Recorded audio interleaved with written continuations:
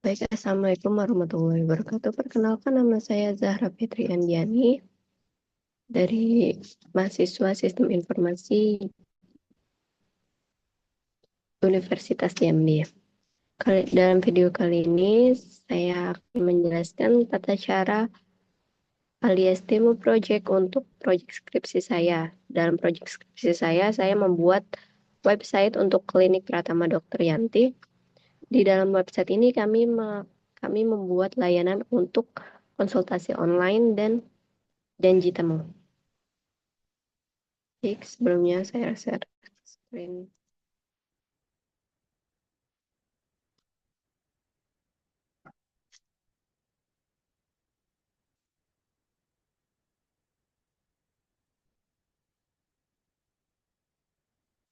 Oke, udah lihat webnya. Sebelumnya kita akses terlebih dahulu, yaitu ini. Oke, ini tampilan awal dari web saya, yaitu yang berandanya terdapat.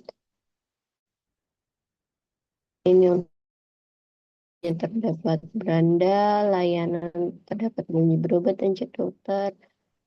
Ini halamannya, depannya. Halaman awal menyediakan layanan terbaik yang kami punya.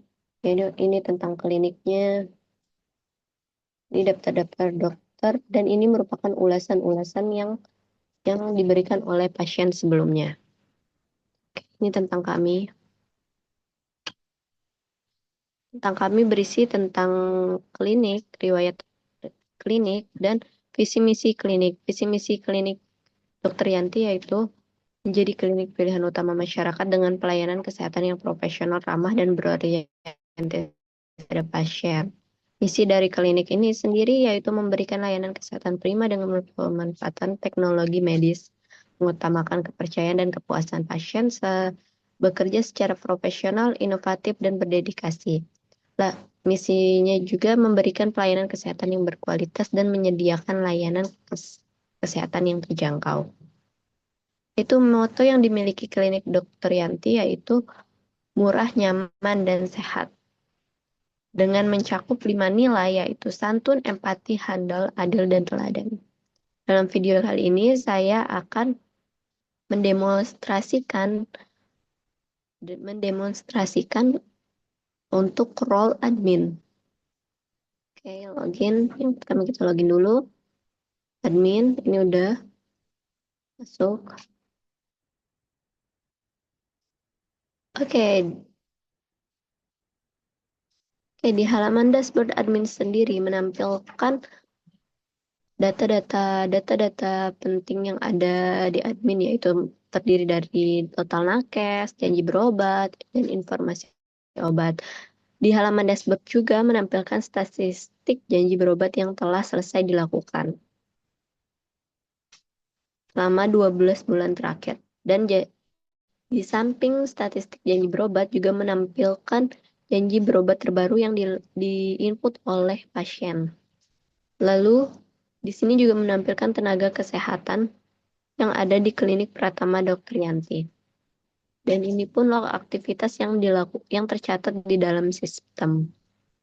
Oke, masuk ke data janji berobat. Oke, data janji berobat yaitu admin dapat mengedit atau memvalidasi janji berobat yang telah dilakukan oleh pasien. Jadi, ketika pasien telah mengajukan janji berobat, admin pun dapat mengeditnya.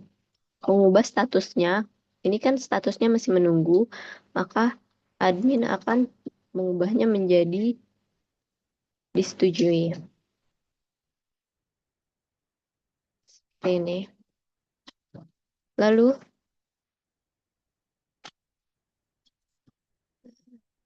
disetujui. Dan jika dibatalkan statusnya, maka sebelumnya untuk form yang sebelumnya ini tidak akan bisa admin edit. Hanya hanya pasien yang dapat mengedit ini ya. Jadi admin cuma bisa mengedit di bagian status janji. Jika status janji yang dibatalkan, maka admin harus menginfo catatan pembatalannya. Kenapa? Alasan kenapa dibatalkannya pada janji tersebut.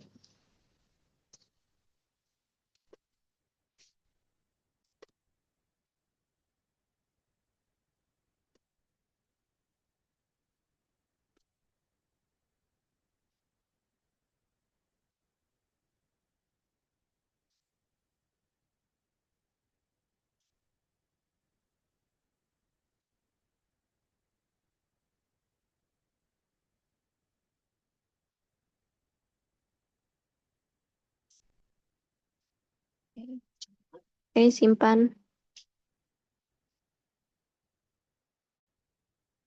Oke, loading. Status dari janji berobat pun berubah. Hijau jika disetujui, merah jika dibatalkan, abu-abu jika menunggu, dan selesai berwarna biru. Hal ini hal ini saya pertimbangkan karena kenapa admin bisa harus memvalidasi terlebih dahulu. Biasanya kan janji berobat langsung divalidasi oleh sistem. Alasannya karena agar tidak terjadinya bentrok jadwal yang ada di klinik. Ini selanjutnya yaitu bagian tenaga kesehatan. Tenaga kesehatan ini berisi tentang pegawai-pegawai yang ada di klinik Pratama Dr. Yanti. Nah, pegawai ini nantinya berisi terdiri dari dua role di dalam tenaga kesehatan, yaitu admin, admin dan dokter. Nah, di tenaga kesehatan sendiri, dokter dokter itu diinput oleh admin, diinput di data di sini. Beliau dapat masuk melalui setelah email dan nomor handphone diinput oleh admin. Oke, kita input. Ini kita gunakan data asal aja ya.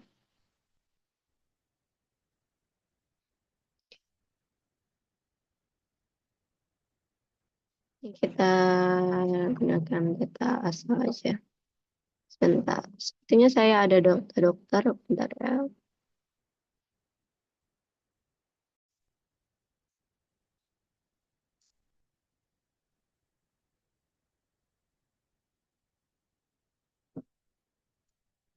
Ini kita input. Ini dokter Putri. Dokter Putri. Emailnya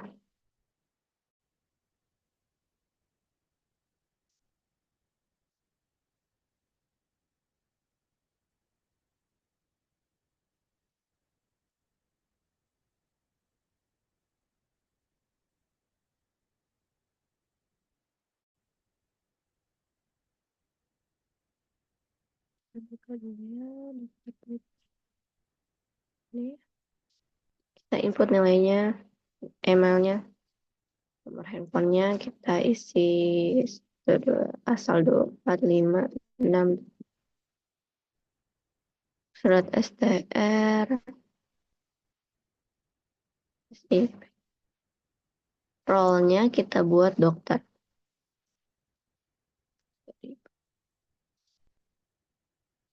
Jadwal shift kita buat Jumat. Oh ya, Klinik Pratama Dr. Yanti sendiri memiliki dua jadwal shift, yaitu jadwal shift pagi dan siang.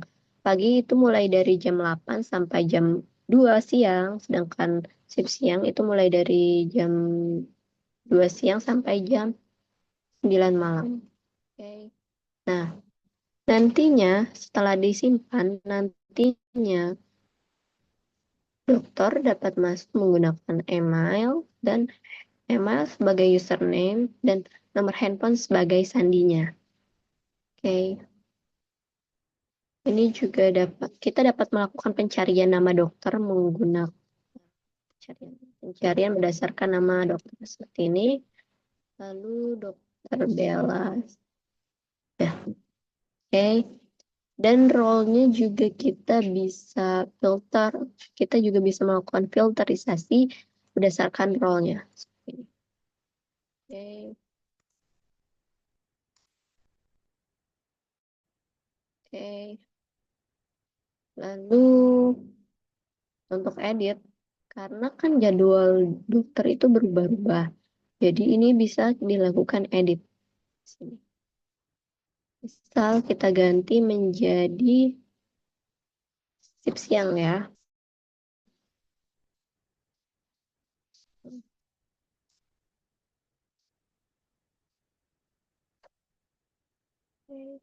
Oke, berhasil disimpan. Dan untuk tanda mata ini, untuk kita lihat detail dari dokter tersebut. Seperti ini.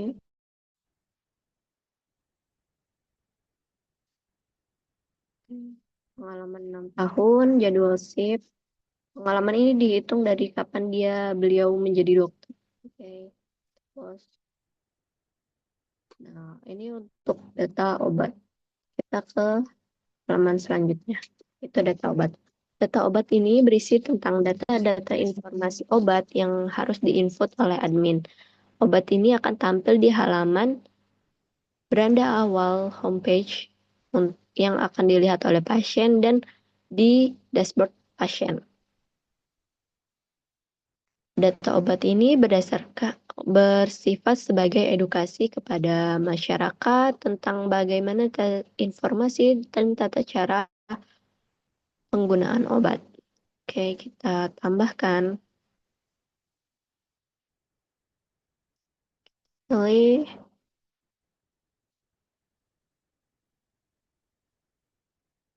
Kita pilih ya. Kita ambil obat diapet. Oke, diapet. Pilih kategori obat herbal. Pilih bentuk kapsul. Klasifikasinya. Ini dulu deskripsinya. Deskripsi ini bisa dibuat. Kita buka data obatnya ya.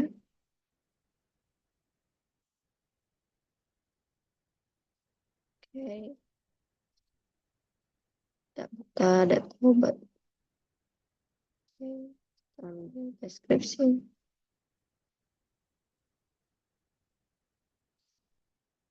Nih.